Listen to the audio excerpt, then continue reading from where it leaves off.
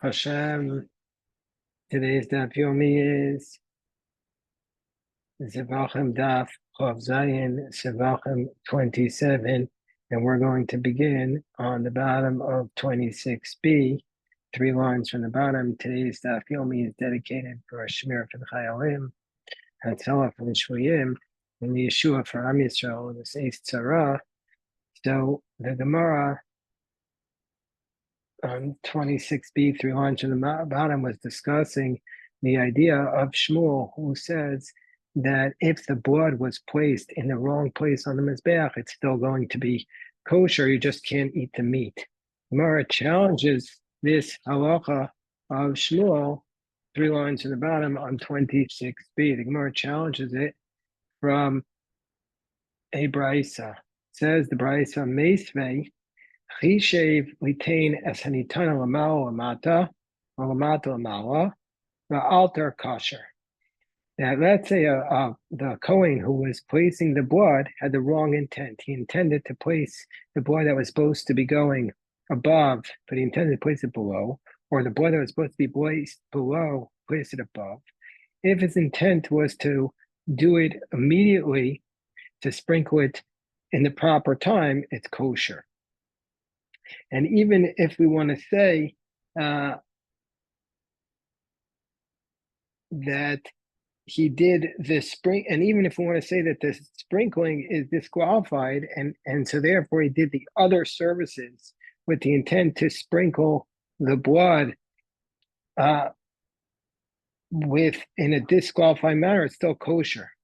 And the reason is, we say, Ein hamachshava, this is the principle that Rashi tells us, Ein hamachshava poselas, the only times improper thought disqualifies if you have the intent to disqualify, but if you have the intent to sprinkle the blood beyond the proper time or beyond the proper place, or a korban pesach or chatos that were done with the wrong intent.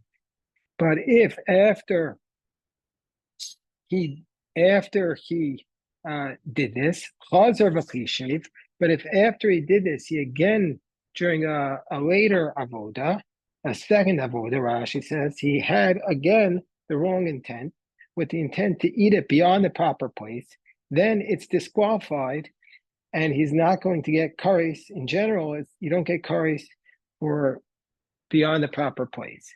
But so that's why we say chaser v'chishev chutzlim komo pasol ve'embo kares. If it was beyond the proper place, it's disqualified, but there's no kares. Chutzl is mano. But if you during the second avoda he intends to do it beyond the proper time, it's pigul v'chayev and olav kares. That's the definition of pigul, and he's going to be liable for kares.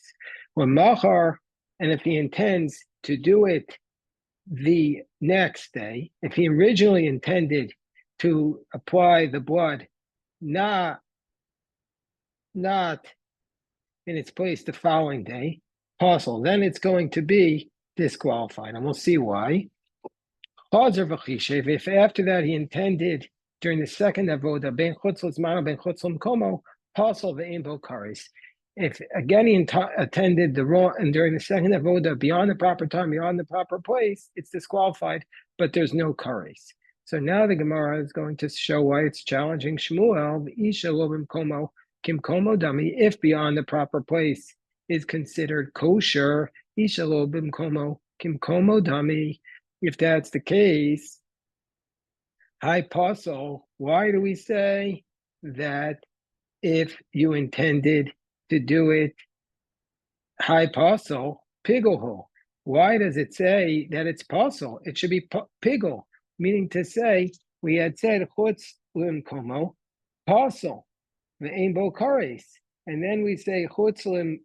Then we say chutz limanu pigul b'chayv and olav kares l'machar pasol. So why are we saying? We'll read the Rashi. Hi pasol b'tmiya my karle pasol ahai dechashiv. Why is it called pasol to the one who thought to place it not in its proper place the next day? So it's not in its proper place, but that's still good according to Shmuel. Why is that called pasol? That should be called pigul, because he thought during the shechita with the intent to sprinkle the blood the next day, which is the eating of the altar, and that's the definition of pigul. So, and yet we say that, so it should be pigul. So why do we say that it's possible? It should be called pigul. So we must be from here. So we say that in the wrong place is not going to be considered like it's in the proper place. It's not called eating, and that's why it's called paso and not pigul. So the Gemara says, Amar Marzutra, no, Marzutra explains, Zrika desharia basar ba'achila ma'isilu pigul. What causes something to do pigul? If there was sprinkling that would allow the meat to be eaten, like for example, that you place it in the proper place. That's what brings to pigul. But Zrika but meat, but sprinkling that does not bring the meat to be in, does not cause pigul. Says, what's your source for this? Your source for this is if he eats from the basar of the zevach of the shamim, it will be pigul. Misha pigulo garamlo. Anything that what causes it? Misha pigulo garamlo. Anything that the pigul causes it not to be in will be considered pigul. Yatza zeh she'en pigulu garamlo. But if something else causes it not to be able to be in because the meat was brought in the improper place, that is not going to be considered pigul. Ela iser davar achar garamlo. And so that was the prohibition. Something else caused it, so it's not pigul. And where it says if suinami lo lipaso. Well, if that's the case, it should also not be disqualified. If you're saying, according to Shmuel, not in the proper place is going to be a kosher service, why are you calling it disqualified? So Amar Nachman bar Yitzchak. So it says,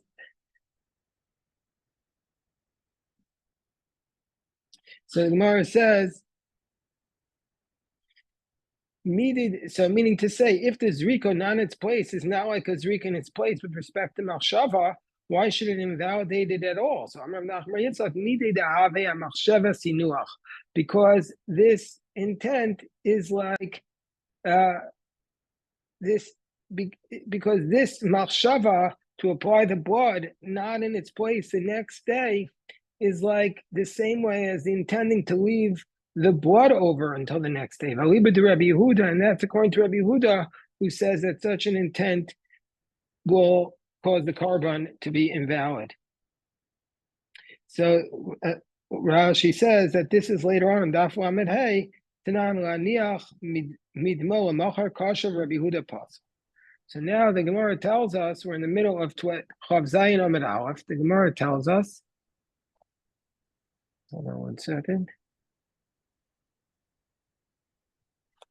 Gemara tells us the following. It's Reish Lakish Amar La'olam Pasol Mamish. Reish Lakish says that we had seen Shmuel's position is that when our Mishnah says that if you apply the blood in the wrong place, it's going to be, the meat is pasol to be eaten, but the korban is valid. Reish Lakish says, no, La'olam Pasol Mamish. It's actually completely invalid.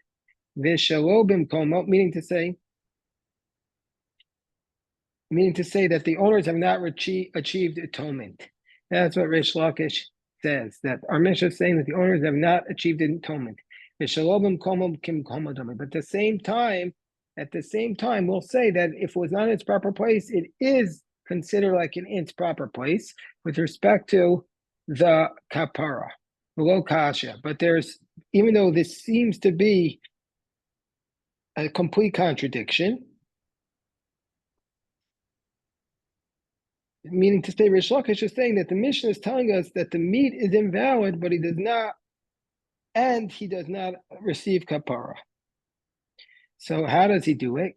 Kanchin nasan b'shtika, kanchin nasan b'amira. The pasuk which tells us that it does not affect the kapara, that's where he does it silently, and and kanchin nasan b'amira. But the pasuk that says that it's possible is where he did it by saying it. Look at Rashi. Kan shenasan b'shtika. Drasha dekra demasra baam nischapru kishenasam b'shalom and komo b'shtika. When he put it in its improper place silently. And our mission that says it's disqualified is benasa b'machshavas lechol basar chutz l'zmano. Is when he put it down with the intention to eat the meat beyond the proper place time. V'ashminan de pasol v'embo karis. And it's teaching us that it's disqualified and there's no kares. The machshava zrika zu machshava hu ifsol to become komodami. Because the intent to sprinkle it is going to be considered a machshava to disqualify like its place. Because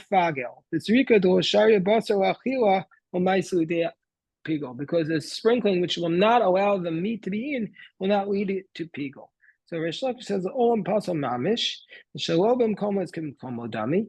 So it's actually disqualified, but not in the proper place is considered like it's a proper place. So kasha and kan shenosan mishtika kan shenosan b'amira. It depends whether he actually did it with speaking or not. So basically, Rish Lakish is agreeing with Shmuel that the placing of the blood in the improper place is actually okay. And so therefore, since he says that, then we have all the questions that were raised against Shmuel's position. The Gemara just shorthands that. So okay, so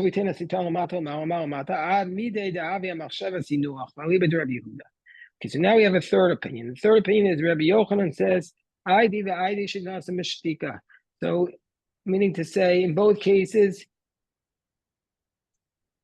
he did it with shtika, meaning to say he didn't do it with a improper intent. In both places, the Kohen put the blood without an improper intent. And Rabbi Yochanan says, I don't agree with Shmuel and Rish Lakish. I'll say Shalom Komo is not like Min Komo Dami. And our Mishnah, which states that it could be repeated, the Mishnah Lamed Hey, and it says to go back and do it. That's where there's still Dama Nefesh coming out. And Hadaleko Dama Nefesh. But our Mishnah, which states that it's possible, is where there's no more Dama Nefesh. So if there be more Dama Nefesh, you go back and repeat it. The Gemara says, but we have a problem with what Rabbi Yochanan says. It says possible the Aimbo Kares. It says it's possible, but there's no Kares. Bishlam or Resh Lakish. The reason why Resh Lakish says it's possible, possible the Aimbo Kares, it makes sense because normally beyond the proper time makes it pigol, which is kares. So therefore, Mishnah says that that it's not in its proper place does not bring you to pigol. Oh, Rabbi Yochanan, my aim bo kares. According to Rabbi Yochanan, what does it mean when it says aim bo kares? Because according to Rabbi Yochanan, he says where he put it without the improper intent. Why would you have kares? The Gemara says kasha. Okay, it's a problem according to Rabbi Yochanan. Oh, Shmuel, my aim bo kares. According to Shmuel, also says that there's no improper intent. What does it mean there's no kares? So if the Kohen put the blood with the wrong intent, possible ve'imbo kares, then he's not going to get kares. Why? Because the putting the blood in the improper place cannot bring you to kares. Rabbi Yochanan, according to Rabbi Yochanan, if he says that if it's in the improper place, it's not like the proper place. Why is it any different from if it just spilled on the floor? Let him gather it up. No, the Tana Mishnah holds like the one who said that once it fell down, it cannot be picked up. Everybody says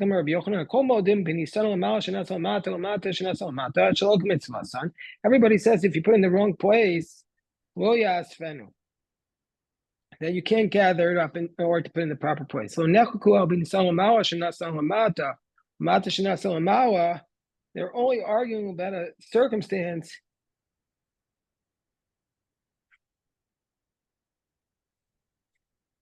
where he put it in the wrong place. In the first place, where he put it in the right place, but with the wrong intent or with the left hand, everybody says that he can't fix it. At that point, you can't sprinkle it. But let's see, put what was above below or what was below.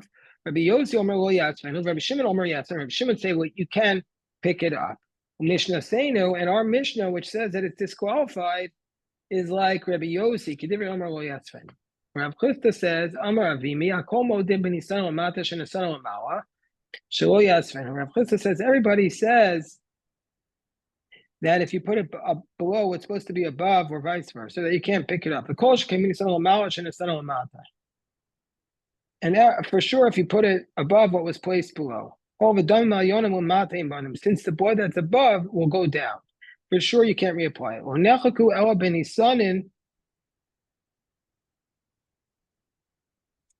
They're only arguing about if you have board that was supposed to be placed inside, they put it outside. Rabbi Yossi says yes. Rabbi Shimon says well, yes. Rabbi Yossi says you can fix it. Rabbi Shimon says you can't. Amar Nachman Bar Yitzchak Afana Nami Tanina. So the Gemara is going to bring proof for Rabbi Yochanan that even though you put it in its improper place, it's invalid. Nevertheless, you could pick up the blood and reapply it. Afana Nami Tanina, we learned. Rabbi Huda Omer Zot Hi Ha'olah. These are limiting words. Prat if it was slaughtered at night, in all these cases, if it was slaughtered at night, or if the blood spilled, or if the blood went out of the curtains, and also tered, and if they went up on, if any of these invalid things, if they went up on the altar, it has to come down. Rav Shimon Omer Ola, Einli Ela Ola Kshera. It says in the word Ola, meaning to say only an Ola Kshera can go up all night. How do I know in all these other cases where it's disqualified, if it's slaughtered at night, or if blood fell, or that blood went outside the curtains, or it was overnight? How do I know? Or Ayotse, or how do I know that if it went outside of the Koyim, or if it's tameh, if it's slaughtered beyond the proper place or beyond the proper time? When people received and they sprinkled the blood, and tell them mata, they tell them mata. How do I know? In all these cases, all these places where it's disqualified, how do I know that once they place on the altar, they can't be removed? We have a basic principle for all of these karbanos that once they've come up, they should not go down. And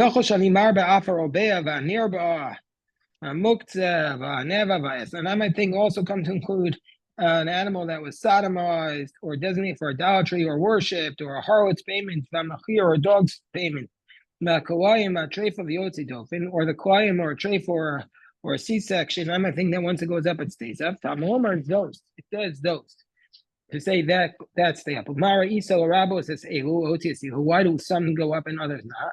Marbani I include those who stay up because their invalidation was in the temple. But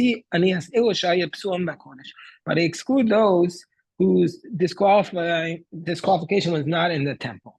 But nevertheless, we learned there's something that was supposed to be placed below that you placed above, that they should not come down. Well, Rabbi Yehuda doesn't argue. By time because it was gathered up on the altar, and once it happened, you don't take it away. So that's a proof. Amar Rabbi Elazar, that the inner altar will be mekadesh psuin. If an invalid offering was placed on the mizbeach hapnimi, it stays there; it doesn't go down. My kamashmon, what's his teaching? Why does Rabbi Elazar have to teach us this? Didn't we learn this already in the Brisa? And Isana b'fnim. Didn't it say that anything that was inside can stay inside? So the Gemara says, I might have thought it applies to the blood of a kometz, but a kometz, which is not supposed to go there, so the Gemara challenges Rebbe Elazar, a ketoris that goes up on the altar comes down. Because there's nothing that sanctifies a disqualified service except for the external altar with something that's appropriate for it. The outer one, yes, but not the inner one. Where it says Torah Chapi. No, explain it like this. There's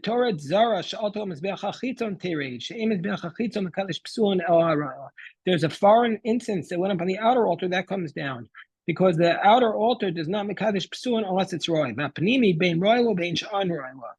But the inner altar is mekadesh anything, even if it's fit for it. My timer, because the outer altar is basically the floor, whereas the inner altar is a kli shari. So whatever goes in it will become sanctified. That is the powerful idea. Yashakoach, and we'll do this in more depth, obviously, on Shabbos Kodesh. Yashakoach.